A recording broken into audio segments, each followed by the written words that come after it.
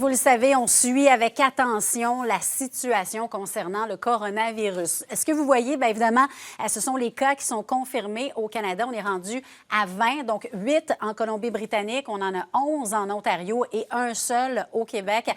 Cette dame, donc, a été confirmée vendredi soir de retour d'Iran. Et sur la planète aussi, mais on frôle les 3000 décès. Donc, vraiment, c'est inquiétant. On va en parler avec Nima Machouf. Elle est épidémiologiste avec moi en studio. Bonjour. Donc, est-ce que quand vous voyez la progression en ce moment, vous qui connaissez bien justement les épidémies, comment vous percevez le coronavirus? C'est un virus qui se répand très rapidement, qui se répand assez facilement et très rapidement. Donc, il faut en prendre soin, ça c'est certain. Mais l'autre problème, c'est que c'est un virus quand même, il faut relativiser les choses.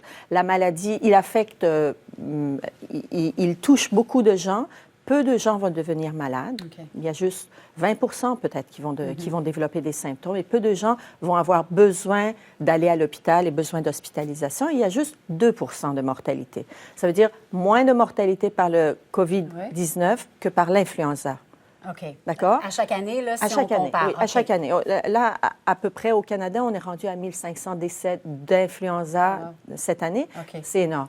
Et on ne veut surtout pas qu'un virus additionnel arrive, encombre nos hôpitaux et inquiète aussi la population. Donc, il faut à tout prix le prendre au sérieux et essayer de contrôler l'épidémie. Là, on parle je pense que la semaine dernière, il y a une semaine, une vingtaine de pays. On est rendu à quelque chose comme 64 pays là, où on a dénombré des cas du COVID-19. Parlez-nous de l'Iran. Quand vous parlez de pays, des fois, qui n'ont peut-être pas pris la chose au sérieux. En Chine, on voit vraiment, là, on a mis des mesures de sécurité assez incroyables. On parlait tout à l'heure d'un Québécois qui est là-bas, qui nous expliquait un peu comment ça fonctionnait. Là. Il y a on scanne son téléphone, il y a pour savoir où il était à telle heure dans le métro. C'est assez impressionnant. En Iran, on a essayé de cacher tout ça. Quand le virus est arrivé en Iran, le gouvernement iranien a voulu cacher l'affaire. Faire comme si ça n'existait pas. Comme si ça existait. Effacer le problème. Pas la chose à faire. Hein? C'est pas du tout la chose à faire parce qu'elle se répand. Le virus, il se répand. Le virus, il ne fait pas attention aux politiques et des relations diplomatiques et tout ça. Il se répand partout. Alors, finalement, en Iran, ça a été annoncé avec des décès. Mais les décès ne surviennent pas au début. Là. En Chine, ça a commencé là-bas. Donc, on ne connaissait rien. Il a fallu s'adapter. Il a fallu que le système s'adapte. Ça a pris quelques semaines pour qu'ils comprennent, qu'ils découvrent que c'est quoi la chose bizarre, l'affection bizarre qu'ils trouvent, c'est quoi. Mais l'Iran, les autres pays n'ont aucune excuse. Là, ça fait 2 mois qu'on le connaît. On sait que c'est un virus. Il a un nom. On sait comment il se répand. On sait quelles sont les mesures qu'il faut prendre. Et il n'y a pas de traitement non plus. Là. Donc, il faut juste éviter qu'il se répande. Et c'est la pire chose à faire, le cacher.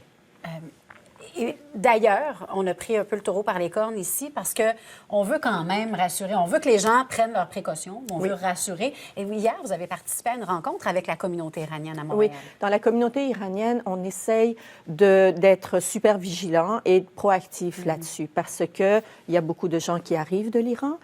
On a de la parenté. Premièrement, les gens sont inquiets pour leur parenté, pour leur famille en Iran, mais aussi ici. Et on ne veut pas que ça se répande dans la communauté iranienne. Alors, on prend toutes les mesures pour éduquer les gens, les sensibiliser, qu'ils fassent attention et avoir des comportements responsables. Comme par exemple la personne qui est arrivée à Montréal et de l'Iran, elle était restée à la maison pour surveiller, pour voir si elle allait avoir des symptômes ou quoi que ce soit. Dès qu'elle a eu des symptômes, masque au visage, elle est allée consulter et c'était la bonne chose à faire. Donc, il faut éviter, si on pense qu'on a été en contact avec le virus, il faut éviter d'être en contact avec beaucoup de monde pour ne pas le répandre. Qu'est-ce que vous pensez, en tant qu'épidémiologiste, justement, des pays qui prennent... en fait, vont éviter qu'il y ait des grands rassemblements, vont interdire les grands rassemblements. Par exemple, je pense que c'est en France, 5000 personnes et plus, on interdit ces rassemblements-là. En France, les statistiques ont monté. Il y a beaucoup plus de cas qu'au Canada. La densité de la population aussi est plus grande. Alors, ils ont commencé à interdire les rassemblements en milieu fermé de plus que 5000. De plus de 5000 personnes. À un moment donné, si on a besoin de faire ça, la santé publique va nous l'annoncer. Pour l'instant, ça n'a pas encore été annoncé qu'il faut qu'il faut annuler les rassemblements, fermer des écoles, fermer des lieux de travail. Ça. On n'est pas rendu là. Ça se peut qu'on y arrive, mais on espère ne pas y arriver. Mais avant d'arriver là, on peut faire beaucoup de précautions. Les précautions simples qu'on fait pour l'influenza, on est malade, on reste à la maison, on a des symptômes, on essaie d'éviter de transmettre quoi que ce soit. On se lave les mains régulièrement, on surveille, on est à la guerre. Et on encourage aussi tous ceux qui viennent des zones où ils ont pu être en contact avec le virus de, dans la mesure du possible, rester à la maison. C'est 2 semaines, il faut juste surveiller plus ça pour éviter que ça se répande. Parlez-moi, en terminant, de la recontamination, parce qu'il y en a eu un premier cas en Corée du Sud, une dame qui a eu le virus, en a été guérie et l'a attrapé de nouveau? Oui.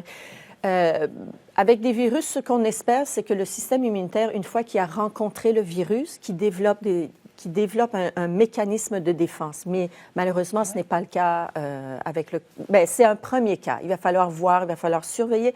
C'est nouveau, ça fait juste à peine 3 mois qu'on connaît ce virus-là. Alors, il va falloir voir. C'est pas une bonne nouvelle. En fait, ça veut dire qu'on ne développe pas un système, une immunité contre le virus et on peut la rattraper une autre fois. OK. Ça, c'est pas une bonne nouvelle. Donc, j'imagine que c'est beaucoup de travail pour beaucoup vous. De travail. Et puis, beaucoup de travail. Et beaucoup de travail à venir beaucoup aussi. De travail, mais surtout, il ne faut pas être alarmant. Il faut être vigilant. C'est ça, je pense, le mot d'ordre à donner à la population. Il faut être juste vigilant, comme on le fait avec l'influenza. Personne ne veut l'attraper, donc on se Personne ne veut l'attraper, on se protège. Et on essaie de protéger les autres. Oui, et on essaye de pouvoir réduire le problème. Merci beaucoup d'avoir été avec nous pour en parler ce matin. Merci à vous.